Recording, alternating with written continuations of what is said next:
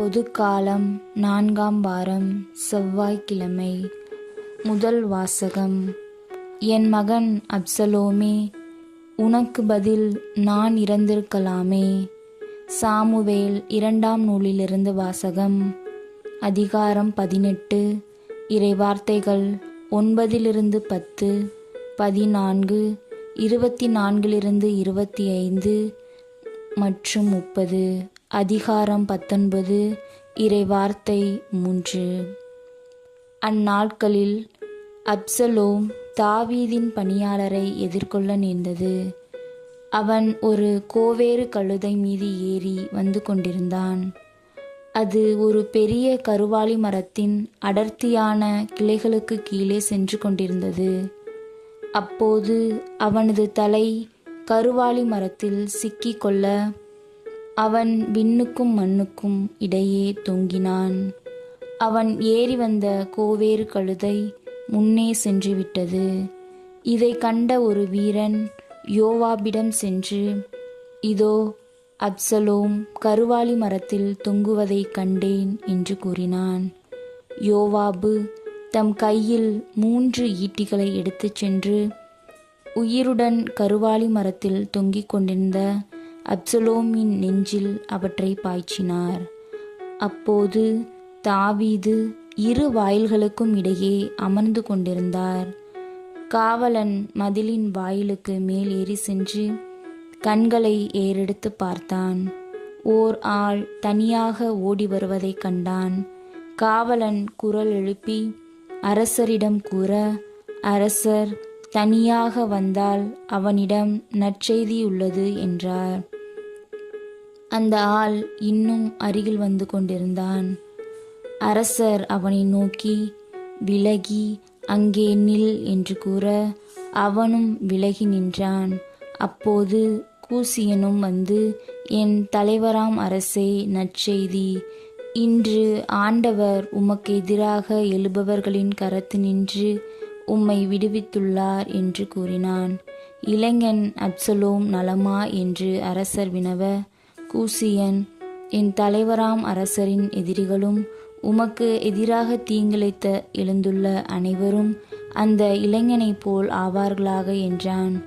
அப்போது அவர் அதிர்ச்சியுற்று, என் மகன் அப்சலோமே, என் மகனே, என் மகன் அப்சலோமே, உனக்கு பதில் நான் இறந்திருக்கலாமே. அப்சலோமே, என் மகனே என்று கதறிக்கொண்டே அவர் வாயிலின் மாடியறைக்கு சென்றார். அரசர் தம் மகனுக்காக அழுது புலம்புவதாக யோவாபுக்கு அறிவிக்கப்பட்டது. அரசர் தம் மகனுக்காக வருந்துகிறார் என்று வீரர்கள் அனைவரும் கேள்விப்பட்டதால் அன்றைய வெற்றி அனைவருக்குமே ஒரு துக்கமாயிற்று. போரிலிருந்து புறமுதுகு காட்டி வெட்கத்தோடு ஓடுபவர்களைப் போன்று அன்று வீரர்கள் நகருக்குள் யாரும் அறியாமல் நுழைந்தார்கள். ஆண்டவரின் அருள்வாக்கு. இறைவனுக்கு நன்றி. பதிலுரை பாடல். திருப்பாடல் 86. ஆண்டவரே எனக்கு செவிசாய்த்து பதிலளியும். ஆண்டவரே எனக்கு செவிசாய்த்து பதிலளியும். ஏனெனில் நான் எளியவன் வறியவன், என் உயிரை காத்தருளும். ஏனெனில் நான் உம்மீது பற்றுடையவன், உம் ஊழியனை காத்தருளும். நீரே என் கடவுள், நான் உம்மீது நம்பிக்கை கொண்டுள்ளேன். பல்லவி. ஆண்டவரே எனக்கு செவிசாய்த்து பதிலளியும். என் தலைவரே, என் மேல் இரக்கமாயிரும். ஏனெனில் நாள் முழுவதும் உம்மை நோக்கி மன்றாடுகிறேன். உம் அடியானின் மனத்தை மகிழச் செய்யும். என் தலைவரே, உம்மை நோக்கி என் உள்ளத்தை உயர்த்துகின்றேன். பல்லவி. ஆண்டவரே எனக்கு செவிசாய்த்து பதிலளியும். ஏனெனில் என் தலைவரே, நீர் நல்லவர், மன்னிப்பவர், உம்மை நோக்கி மன்றாடும் அனைவருக்கும் பேரன்பு காட்டுபவர். ஆண்டவரே, என் வேண்டுதலுக்கு செவிகொடும். உம் உதவியை நாடும் என் குரலை கேட்டருளும். பல்லவி. ஆண்டவரே எனக்கு செவிசாய்த்து பதிலளியும். நற்செய்திக்கு முன் வாழ்த்தொளி. அல்லேலூயா, அல்லேலூயா. அவர் நம் பிணிகளை தாங்கிக் கொண்டார், நம் துன்பங்களை சுமந்து கொண்டார். அல்லேலூயா. நற்செய்தி வாசகம். சிறுமியே, உனக்குச் சொல்கிறேன், எழுந்திடு. மார்க்கு எழுதிய தூய நற்செய்தியிலிருந்து வாசகம்.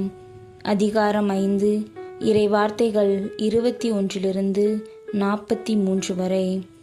இயேசு படகிலேறி கடலை கடந்து மீண்டும் மறுகரையை அடைந்ததும் பெருந்திரளான மக்கள் அவரிடம் வந்து கூடினர்.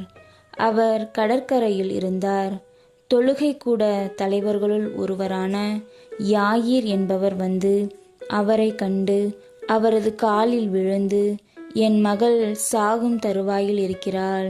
நீர் வந்து அவள் மீது உம் கைகளை வையும். அப்போது அவள் நலம் பெற்று பிழைத்துக் கொள்வாள் என்று அவரை வருந்தி வேண்டினார். இயேசுவும் அவருடன் சென்றார். பெருந்திரளான மக்கள் அவரை நெருங்கிக் கொண்டே பின்தொடர்ந்தனர். அப்போது 12 ஆண்டுகளாய் இரத்தப்போக்கினால் வருந்திய பெண் ஒருவர் அங்கு இருந்தார். அவர் மருத்துவர் பலரிடம் தமக்கு உள்ளதெல்லாம் செலவழித்தும் ஒரு பயனும் அடையாமல் மிகவும் துன்பப்பட்டவர். அவர் நிலைமை வர வர மிகவும் கேடுற்றது. அவர் இயேசுவை பற்றி கேள்விப்பட்டு மக்கள் கூட்டத்துக்கிடையில் அவருக்கு பின்னால் வந்து அவரது மேலுடையை தொட்டார். ஏனெனில் நான் அவருடைய ஆடையை தொட்டாலே நலம் பெறுவேன் என்று அப்பெண் எண்ணிக்கொண்டார். தொட்ட உடனே அவருடைய இரத்தப்போக்கு நின்று போயிற்று. அவரும் தம் நோய் நீங்கி நலம் பெற்றதை தம் உடலில் உணர்ந்தார். உடனே இயேசு தம்மிடமிருந்து வல்லமை வெளியேறியதை தம்முள் உணர்ந்து மக்கள் கூட்டத்தை திரும்பி பார்த்து, என் மேலுடையை தொட்டவர் யார் என்று கேட்டார். அதற்கு அவருடைய சீடர்கள் அவரிடம், இம்மக்கள் கூட்டம் உம்மை சூழ்ந்து நெருங்குவதைக் கண்டும் என்னை தொட்டவர் யார் என்கிறீரே என்றார்கள். ஆனால் அவர் தம் மேலுடையை தொட்டவரை காணும்படி சுற்றிலும் திரும்பி பார்த்து கொண்டிருந்தார்.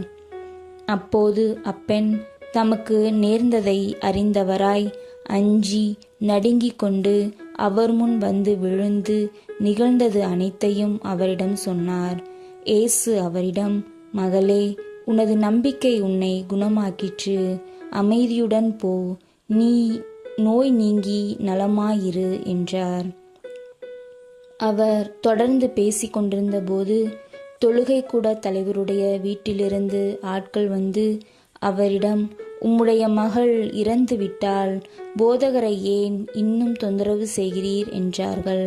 அவர்கள் சொன்னது இயேசுவின் காதில் விழுந்ததும் அவர் தொழுகை கூட தலைவரிடம், அஞ்சாதீர், நம்பிக்கை மட்டும் விடாதீர் என்று கூறினார். அவர் பேதுரு, யாக்கோபு, யாக்கோபின் சகோதரரான யோவான் ஆகியோரை தவிர வேறொருவரையும் தம்முடன் வர விடவில்லை.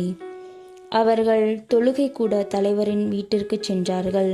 அங்கே அமளியையும் மக்கள் அழுது ஓலமிட்டு புலம்புவதையும் இயேசு கண்டார். அவர் உள்ளே சென்று, ஏன் இந்த அமளி, ஏன் இந்த அழுகை? சிறுமி இறக்கவில்லை, உறங்குகிறாள் என்றார். அவர்கள் அவரை பார்த்து நகைத்தார்கள்.